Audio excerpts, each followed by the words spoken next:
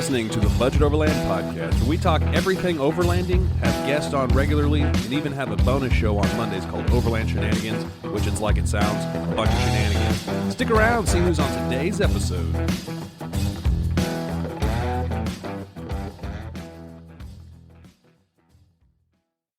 Hey everybody, welcome back to another episode of the Budget Overland podcast. I'm your host, Benji Ward. In studio, hey, this man needs no introduction. You guys know him from a couple videos we've already done this year, and even last year if you want to get technical with me. This dude drives an F-150. It is not totally built out. He's got a nice lift kit on it, and he's got some decent tires, brand new tires if you don't mind me saying. They're Falcons, all-terrains. You guys know him now. His name is Bryan Gentle, and in my phone I saved him as Off-Road Bryan Gentle. Bryan, how the heck are you, bud? I'm doing well. How are you, Benji? You seem so thrilled to be here today.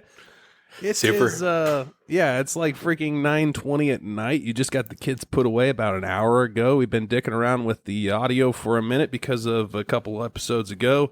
I'm striving to work better at our audio production. So anyway, what's new with you? Work. Got a new air compressor for my truck at Moore last week, so that's pretty exciting. At the Moore, so now I can stop bumming off of everybody. I haven't tested it out yet, but I'm looking forward to it. Good. So the cool thing about that is it was kind of an impulse buy. It was kind of stewing in the back of your mind for a minute, and then you're like, you know what? I need a freaking compressor. I'm going to pull the trigger and I also wanted to make you buy one because you always ask, is this a good one? Is that a good one? And they're always like single piston or whatever. But anyway, this was a dual piston, which we always, because we were sitting over at the Budget Overland, my rig and all that, just whatever. And people were walking by and we'd always look at what they're buying in the cases. There was 1,000 Devos lights and then like these little air compressors. And I forget what it was called. Do you remember the brand?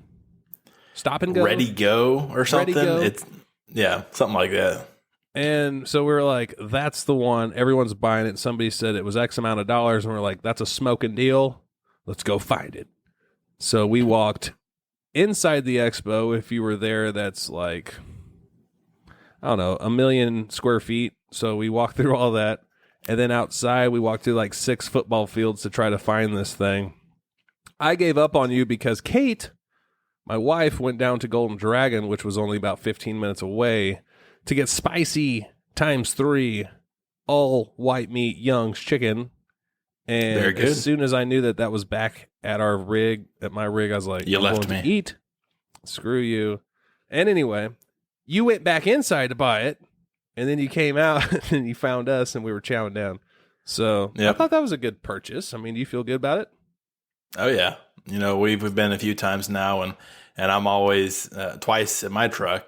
And I'm always bumming off of other people, you or Mike or somebody, to air up my tires for me while I get in the truck and, enjoy the AC and play some games and stuff. But yeah, I like how a couple weeks ago, I'm sure he listens to the podcast. So I'm sure like a couple weeks ago it was funny whenever you and I was in the front and Ryan was in the rear and we were all like airing up. Well, me and Ryan did our own rig and you're just kind of chilling, whatever. And smoking your 16 Pall Malls or whatever. I'm just joking. Oh, yeah. And so, like, I aired up the front of your 2 tires, and then he aired up the back 2 tires. It worked out fine. I think it's okay if you use somebody else's gear.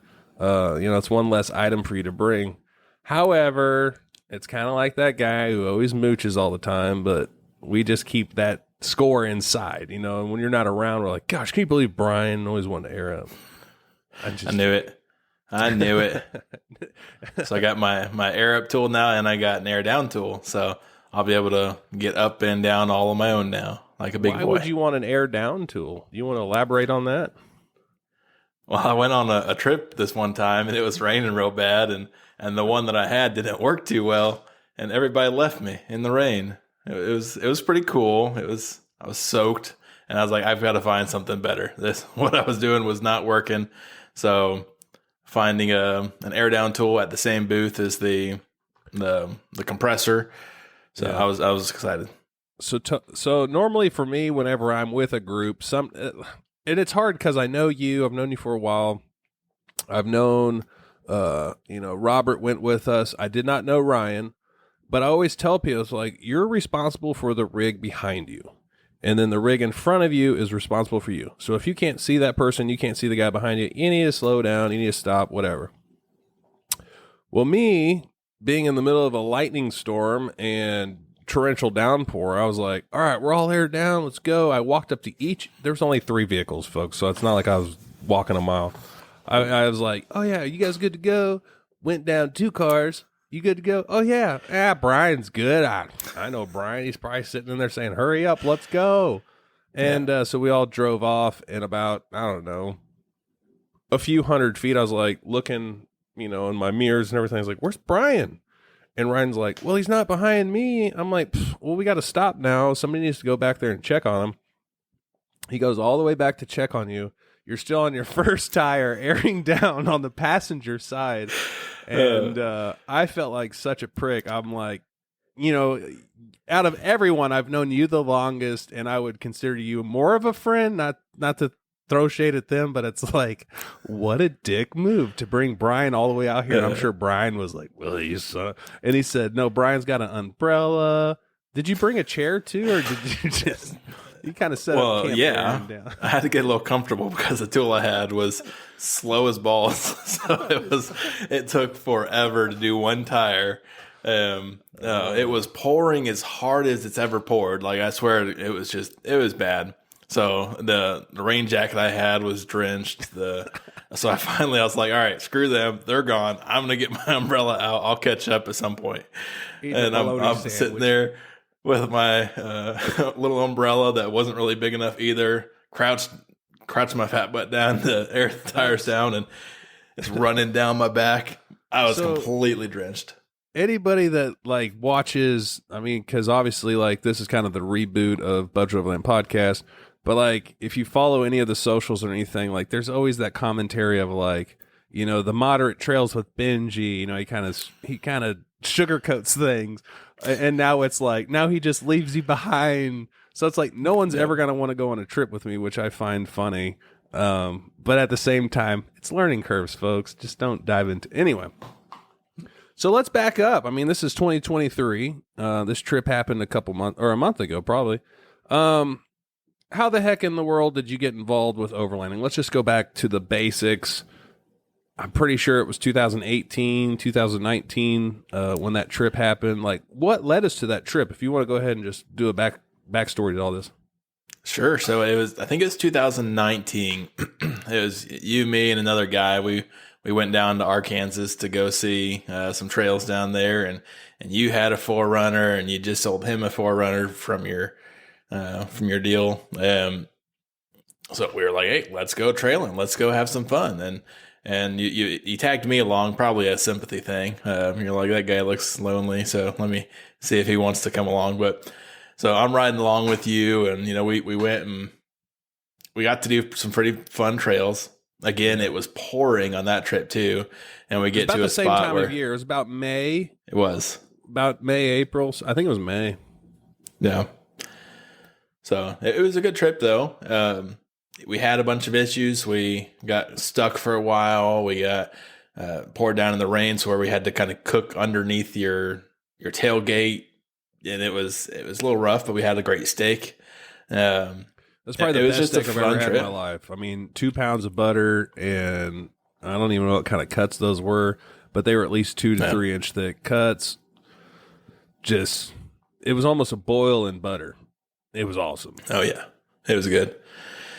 What? All right. Yeah. So, just to kind of clarify, me and you, this other guy, we knew each other, we went to church together, and I always had 4Runners and crap. And I don't know how in the world we were like, let's go to Arkansas. And we just so happened to just pick a weekend, and it was Jasper, Arkansas area. So it was the northern tip of the Ozarks. Not a whole lot of trails down there. There's a bunch of trails that go in and out, but not a lot that cross. So we went down, I couldn't even tell you right now, I'd have to go look at Gaia, but anyway, we went down a trail, and of course these dang side-by-side guys, there was a downed tree, and they only cut it, I'm talking 40-something inches big. It was a huge tree, and they cut through it wide enough for a side-by-side, and then we literally needed 1.5 foot more cut. So I had some cheap Polarin chainsaw and we're axes and it was muddy. And we spent like 3 hours out there trying to cut this dang tree. And we passed like a really cool camping spot on the bluff. And we're like, you know what?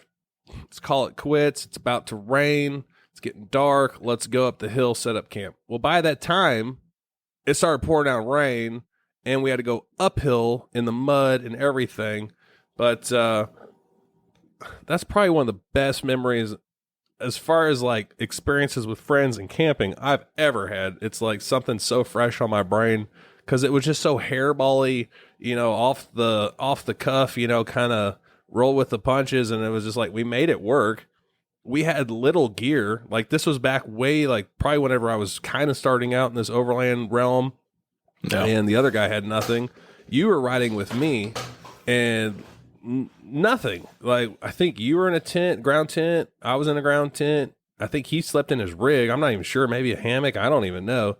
But it was like super like just cheap, low end budget, throw it together. What do you got? Everybody's asking, what do you take whenever you go overlanding? That was it. We had food, some pillows, blankets, and beer. I mean, that was it. I mean, that's your essential. A set of traction pads was about the most overlandy thing that you had at the time. Okay. And those are, the traction boards were X-Bull. So like the next day or whatever, we got stuck. Anyway, all I had for recovery was traction boards and a come-along. Well, Jim Bob McGee was in there on his cell phone, and me and Bryan kept putting traction boards down. And, if you ever used a come-along, you need that leverage. Well, we didn't really have leverage, so we were just both just pulling back on it. Eventually, we got out. And long story short, we made it to Jonesboro, Arkansas, to the Ozark Cafe. That's what it's called, Ozark, not Ozone. And we had a delicious lunch there because we literally thought we were going to be stuck there for like a month. But yeah. Anyway, so that's your start to this overlanding craze, being on a few trips with me.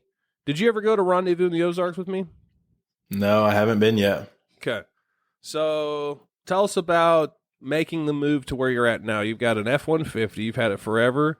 And you just decided one day to turn it into your overland buggy / daily driver, still your daily driver. So if you want to tell us about that. Yeah, so like we've been that one time down to Arkansas a couple years ago. Then I've tagged along maybe 3 or 4 other times, and I have a good time going along and just riding and watching.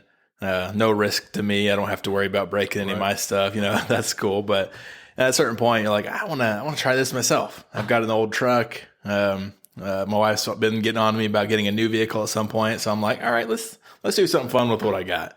Yeah. I don't want to go spend a bunch of money on something. We've got a side-by-side for around our house, but I didn't really want to haul that around and base camp it with a trailer. And so I was like, let's take the truck.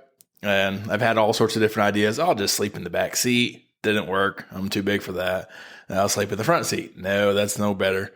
So the first time I took the truck, it was kind of like a hybrid. I drove in the truck for a little bit, and then I would, on the actual trails, I'd ride with you, and then we'd go back and get my truck. And I think that time I slept in like a little 2-person hiking tent.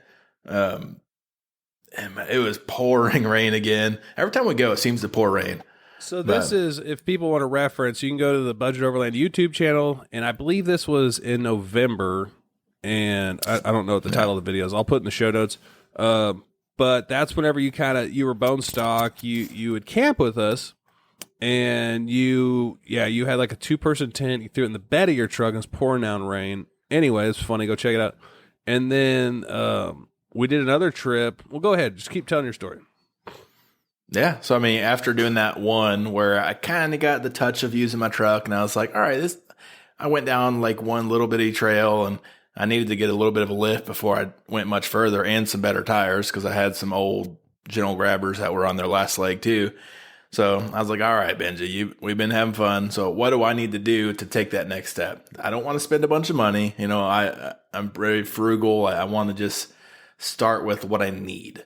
So, and then see if I even really like it. You know, I might go with my own truck once or twice and just be like, I'm scared to damage it. I'm not going to do it. So what's the base I need to do? I needed new tires. So you're like, go get a pair of the Falcon Wild Peak AT2s or whatever.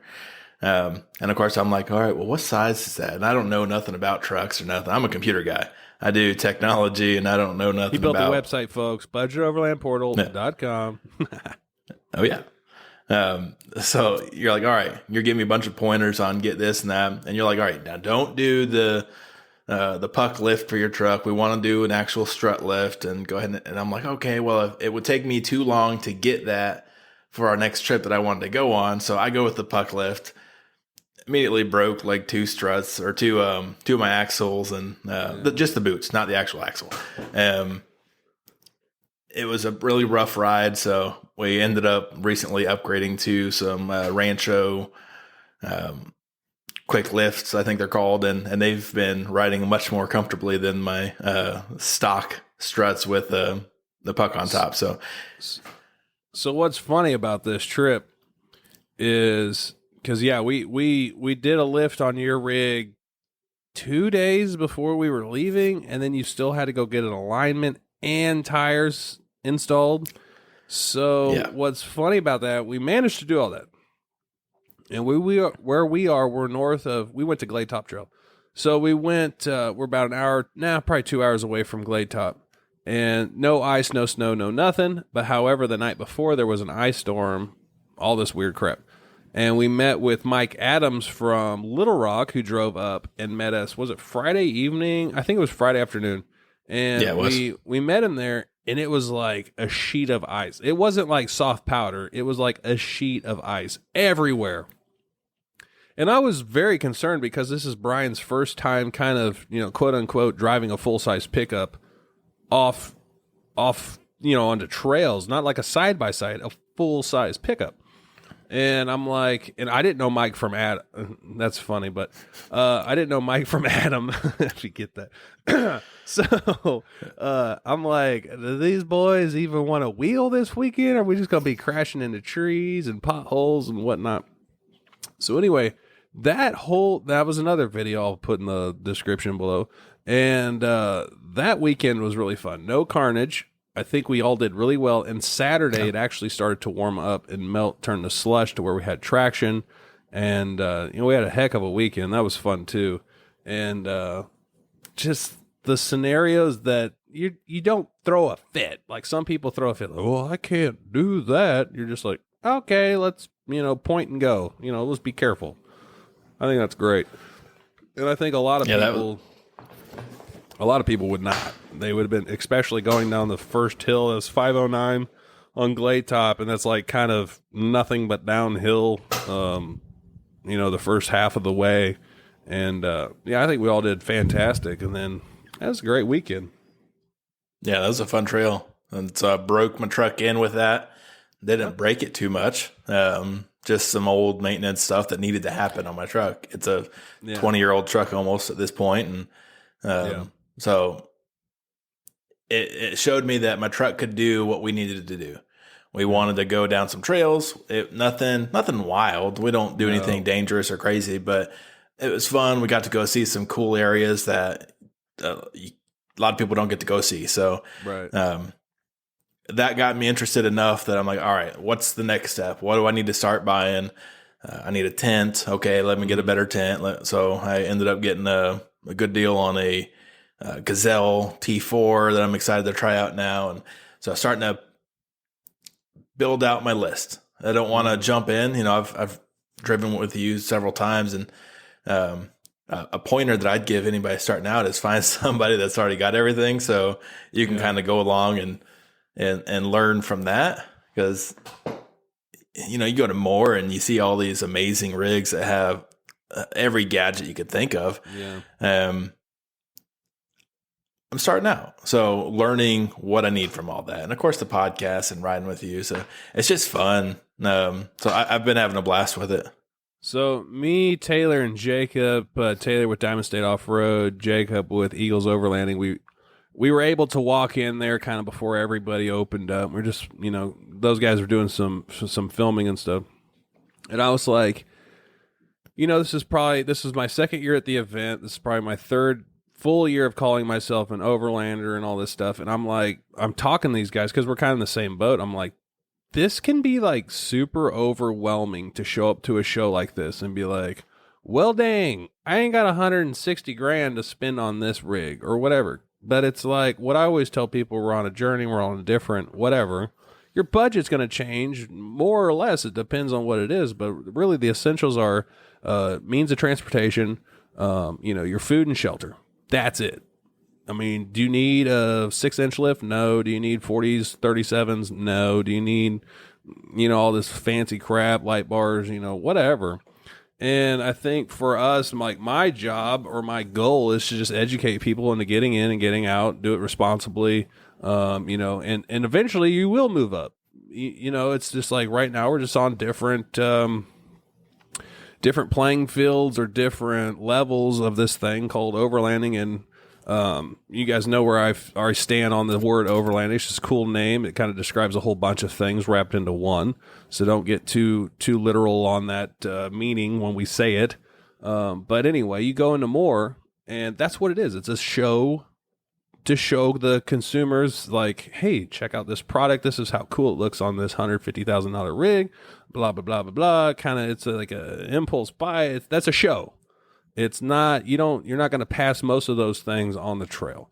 Now, aside from the storyteller row where we were, most of those rigs, they weren't sponsored by a bunch of huge companies. A lot of the stuff I own on my vehicle had been paid for by me and through research of the community and everything like that. So yeah, whenever I go out and like those guys go wheeling, but like you go look at the big polished up stuff, they're just going from show to show. That's it. And there's no shame or shade in any of that. That's just the way the cookie crumbles, if you will. And that's the job of a show. So when people go into that stuff, it's really, I don't want to say it's misleading. It's just kind of like Instagram, but all up in your face all at once. Instead of seeing one post, you're seeing thousands all up at once. You're just like, gosh, and I can't remember how many people at more older people, and they were like, I want to go look in your rooftop tent. I'm like, you don't need a rooftop tent. You're 65 years old. You don't need a rooftop tent. And they're like, oh, well, I think it's cool looking. That's fine. But I mean, no disrespect, but if you have to go to the bathroom 3 times in the night, that's going to be a pain in the butt to try to unzip the zipper, crawl down the ladder, and then do your business and do the same thing. It's cool looking, but it's not practical for you. I would suggest your route. The Gazelles, those are freaking awesome. Easy to set up, easy to tear down. They're a little heavy, a little long, but I would rather do that than roll a freaking tent up any day of the week. Anyway, there's just all different scenarios for different people. So yeah, we're all different levels.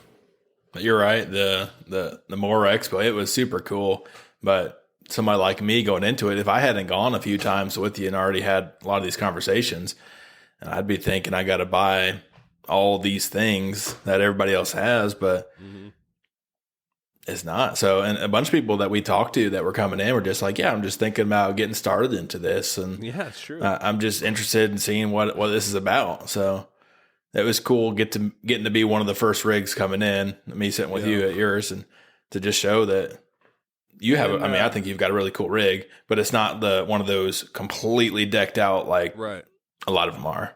Because mine's methodically planned out for my needs. So it's like up until last year, I didn't have a rooftop tent. I didn't have a full rack or anything. A winch. I went forever without a winch because I drive a Toyota. I don't really need it. But you'll come across a Jeep every once in a while. That's a joke, everybody. Don't sue me. But in all seriousness, like kind of your needs and your wants and all that stuff, it really plays a big factor into it. And the best budget you could plan for is your fuel and your food. That's, we're planning a trip, me and my wife. It's quote unquote gonna happen, but we're going to the Upper Peninsula. I don't know when. We're planning on late August or September. I know the Core is happening. That'd be really cool to get in with those guys. But I don't know if that's going to fit with our timeline. However, we do know we want to do it before school. But Cole's young enough now. He could bail on a few days. Ain't going to hurt his lifelong ambitions of being in school for the next 30 years. But anyway, where are we going with this? Yeah, gear and crap like that. Just like Bryan said, it's nice to know people or to even get in with a community, such as Budget Overland Facebook group, because there's a lot of people in there. Either A, jumped off the cliff and bought all this crap that they don't need, and they'll share insights as to little hacks and stuff that they did do. But to a point, though, there's going to come a time where you're going to want some quality gear, and then deciphering whether or not the high quality gear is going to work for you, or find an alternative. Like everybody wants big bumpers and all that stuff. Well, maybe you don't need big bumpers if you're just going to be on gravel roads all the time. But if you're going to wheel some more, 33-inch tires plus, you're probably going to want something that's going to protect your vehicle a little bit better. So yeah, anything else you want to touch on going off the gear side of things or the gadgets? Not so much on that. We talk about the family side. That's kind of the next thing I'm excited to try to get my kids into it. I don't know if it'll take some convincing to get my wife in, but I'm just excited to try to get the kids out there and adventuring. So, I mean, we've talked about it before, and there's different scenarios. How do I get my, so I'm not, with women or anything. It's like men are more prone to do overlanding. I don't know why. I don't know if it's the ruggedness or whatever, if anything. I don't know the ratio. I mean, it's probably a 70-30. I don't even know. But there's more men that do it. So a lot of men can't get their wives to go camping, yet alone their kids. So you've got 3 kids, you've got a wife, and now the next stage for Mr. Bryan and his overland trips is getting the family involved. Me and you have talked about doing a family weekend trip, just the kids, I guess not family, but just the kids, dad and kids trip. And I told you, I said, it's perfectly fine to go to a campsite, get the kids kind of immersed in this thing called overlanding, even though there's probably going to be power, a playground, and, running water and toilets and all that good stuff. But I think that's fine. And then have, home be a plan B, which is like 30, 40 minutes away. And then go to a 2-night camp a little further away. More, not off grid, not, you know what I'm saying? But something like that. And then eventually go down to Arkansas and do a primitive style camp and see what they do. Have you talked to your kids about going camping? Oh yeah, they're excited. They want to go. They've never slept outside of an air conditioned, a nice comfortable bed. So it'll be. They say they're excited, and I'm hoping that excitement carries through an actual trip. Because I think they'll enjoy the driving and the seeing the sights and just going and goofing off and playing. And we always have a good time just hanging out, just me and them. I always try to make a point to spend time with each kid. Having 3 you can take. You don't want one to get too much attention and the others to feel left out. So they all say they're excited, well, except for the 3-year-old. He doesn't know yet. I'm not ready to try a trip with a 3-year-old, but get him immersed into it. He'll love it. The 8 and the 11-year-old, I could probably try it with them. So I just came up with a brilliant idea. Let me hear it. You need to take your kids, and even your youngest, you need to take them out into the backyard. Not in the woods. You just need to take them about 15, 30 feet away from the house. Go camping with dad. Like, you're going to be there. You're going to go camping. They could run inside as many times as they want to go to the bathroom, get a drink. They're going to be scared, whatever. Okay. So do that one night. And then you guys need to go drive around the next day. Don't plan on camping, but just drive around. Stop at the little boat ramps or whatever, because we got a lot of rivers around here. Throw rocks in there. Just drive around all day long.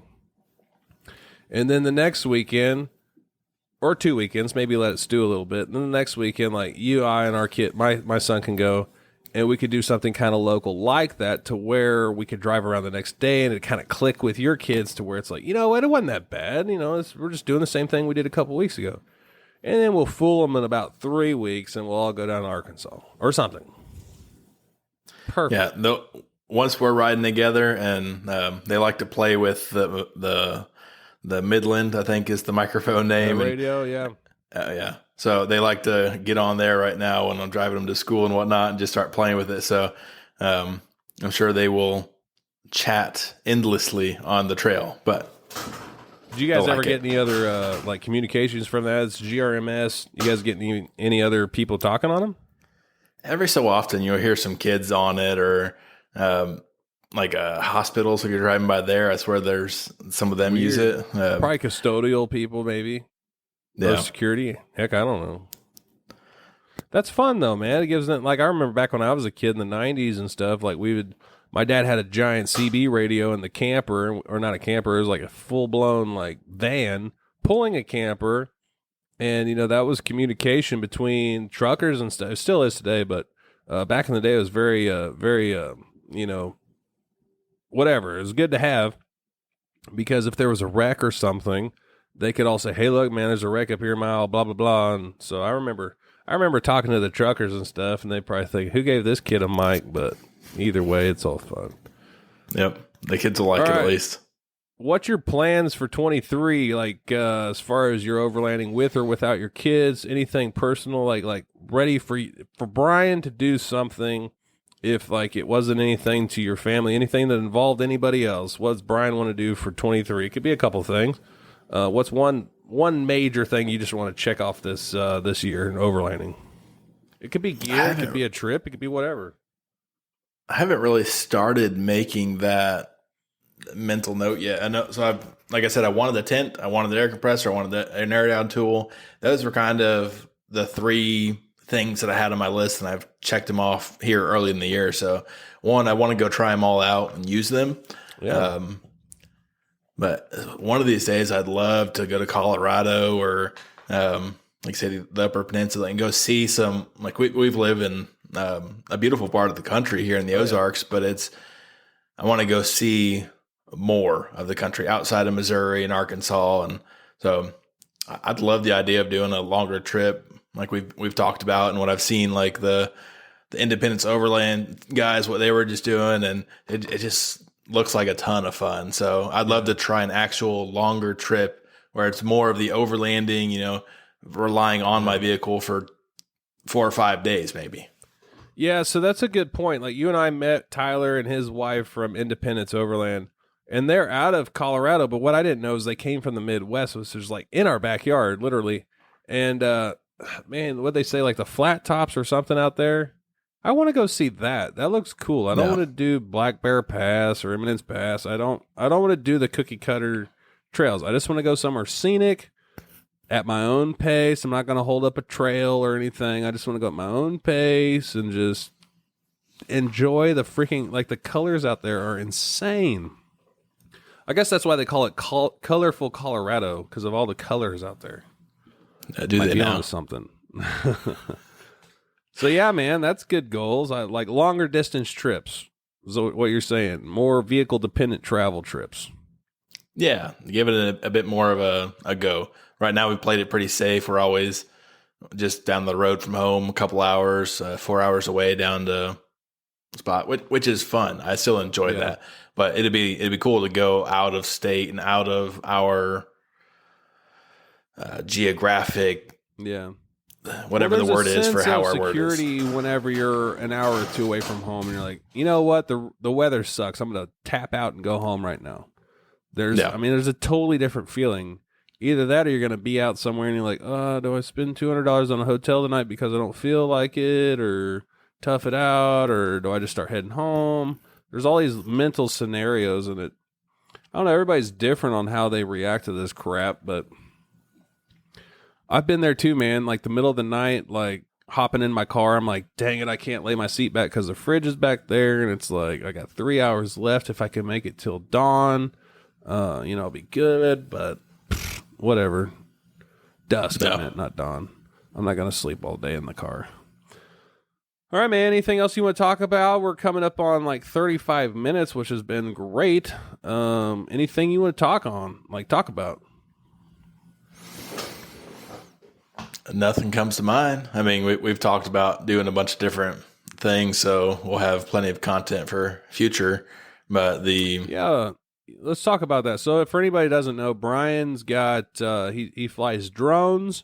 He's a tech wizard in my book, which was funny because hopefully the audio sounds pretty decent on this, because whenever we were setting up, I was like, Bryan, how the turntables have turned. He was trying to set up his mic and everything, and I'm like trying to be the tech guy, and he's, in the back of his mind, he's like, you're not doing any help, but yeah, here's your cookie.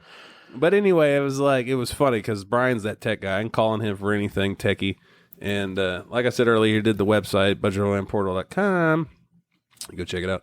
And so anyways, so Bryan, like, I don't know, was drones just out of hobby for you and it kind of turned into a business, or how'd that start? Yeah, so my wife got me my first drone probably back in 2018, around the time of our trip, or 2018, 2019. So I remember that being the first kind of outdoor adventure outside of taking it to the beach or whatnot I took my first drone. So it started out kind of like that. And then I started doing a little bit I got my drone pilot's license, the Part 107C that is required if you want to do commercial flying. So on the side, I can help some realtor friends and some other friends that are building a subdivision right now if they need some footage. So I kind of just did that so I'd have more toy money and I could buy more things. So like microphone and just whatever I want for this. Basically a small business to fund stuff. And then there's nothing wrong with that. Those are the best kind, man. But what I was saying is, like, Bryan, anytime like Bryan's on a adventure with me with a silver F-150, you will see drone footage that's by him. He bought some other cool gizmos that we're going to incorporate on some video stuff that we'll release later. I don't know. It's just kind of fun. I don't know. It's fun having people like you and a handful of other people that have different, whatever I'm saying, like passions, I guess. It's not like jobs. It's just like their passions and hobbies, to where like I've been helped out so much in the last 2 weeks. It's been fantastic. But anyway, I think it's cool to like surround yourself with people that, we obviously get along, like our personalities mesh a little too well, but like to where we could, work off each other on other fun stuff is really cool. But anyway, we're getting tied up in that. So as far as where we first met to where we're at now, do you have a better understanding of what overlanding is, or are you still confused? And this is a loaded totally question. Confused. I don't. Is that like when you go in the parking lots? No. Yeah, no, for sure. It's. Is it night and day? I've learned a ton. Go ahead. I cut you off. Yeah, I've just learned a ton on, how you can do things, where you can go. Like I've always wanted to like go off road and do things, even just minor little driving through trees or like the scenic routes even. But I didn't know where to go to find anything. I didn't know what trails I could do, what I couldn't do. Could I go around a tree if it's down, or what are the rules? I didn't know any of that. So and if I come across a rock, how do I get across a bump without damaging my truck? Or if I'm going through a pond, should I just, or a little bit of water, should I just gun it or not? So all these things that I've learned in our handful of trips that we've done, I feel a lot more confident just going and doing stuff in my truck, even outside of a trip. I think it's great. It's not just you and I, but it's like different people that's just peppered in there. And it's like, okay, so the last video we were on together, it's like you buried it in this mud swamp. So I'm just laughing. Allegedly. Okay, so I'm just like, this is hilarious. And I'm like, oh, no big deal. I'll just winch you out. But the trip I was on recently, I ain't got to name any names, but I'll call him Gerald. I'll call him Gerald. He knows who he is. He put my winch up, but he didn't go back and forth. He just went straight in. So it put my winch in a bind because it's a cable winch. So whenever I came to Bryan's rescue, because I was the first rig behind him, I'm like, crap, I can't even use my own winch, and blah, blah, blah. So Ryan was behind me. And anyway, I was just internally laughing at all these things. It's like, it's so funny how these all piled up, one after another, just after different trips. And I'm just like, boom, immediately thinking of Gerard. I can't say his name. I just blew his cover. Anyway, it was funny because it was like, dang you, but yet alone he wasn't on our trip, but now he was in memory because he screwed up my winch line. Anyway. No.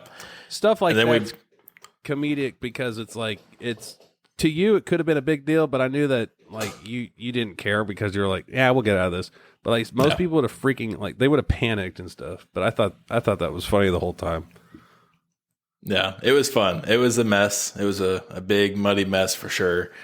And then when we camped that night and woke up and I had a flat tire and we were able to air back up and patch it. And this is the first time I've had to patch a tire or plug a tire, maybe is the proper term. But yeah, so even just doing those few little things, I've decided to buy and carry certain things in my vehicle, like a little patch kit, just in case I need something that I'm not stranded somewhere waiting. So, yeah, that's cool, man. I love to see how you've evolved in your overland, and I also love that you're like 10 minutes away from my house, and we can go whenever we really want, and it's convenient. Some trips have been kind of last minute, but I usually try to give you at least a week's heads up. You can, coordinate that with the missus and get the kids all squared away. But busy man, you're a busy man, Bryan Gentle. Got some stuff going on. Both of us do. I know.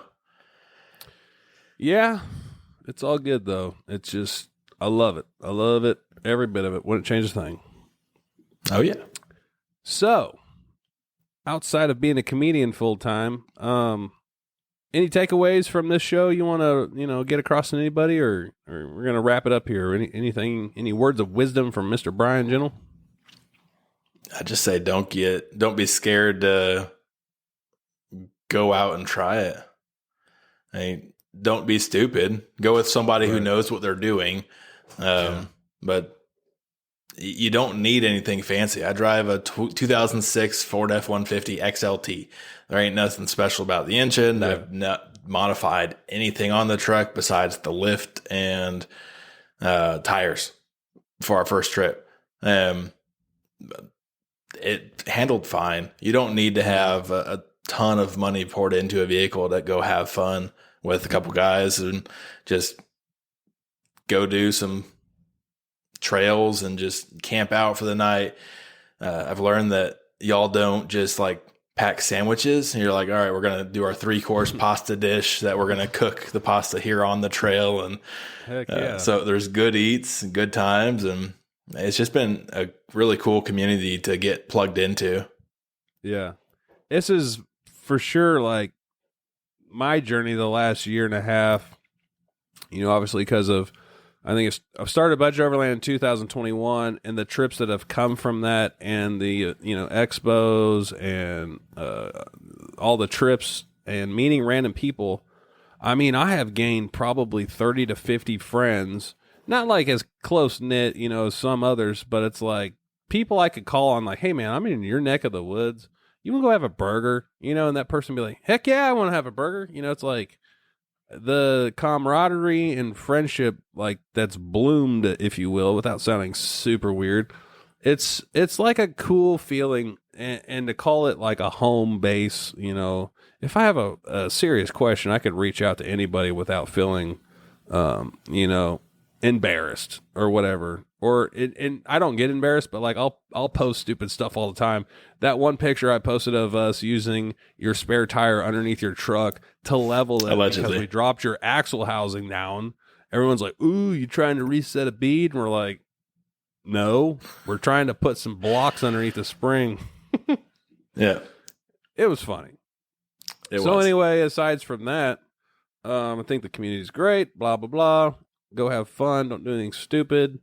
There's no right way to overland. And I think that's it. I don't know if you got anything closing thoughts on this one. Don't litter. Don't ruin the fun for everybody else. So you side-by-siders out there. And people that just don't respect the trail. Yeah. Yeah. I mean, if you're out there and you can't even put out your fire or pick up your trash, please don't consider yourselves an overlander. Just consider yourselves a piece of trash and don't go camping ever again. Your mom's not here to take care of you. And yeah, if I ever find anybody littering, I'll tie him to a tree. I'll put a sign around their neck and says, I was littering. I assume my mom was following after me to clean up after my mess. Here I am. Just kidding. You can't for legal purposes, this is just if I say joke. Just kidding, then that's just a joke. Yeah. All right, guys. Brian, I appreciate you, buddy, for coming on the show.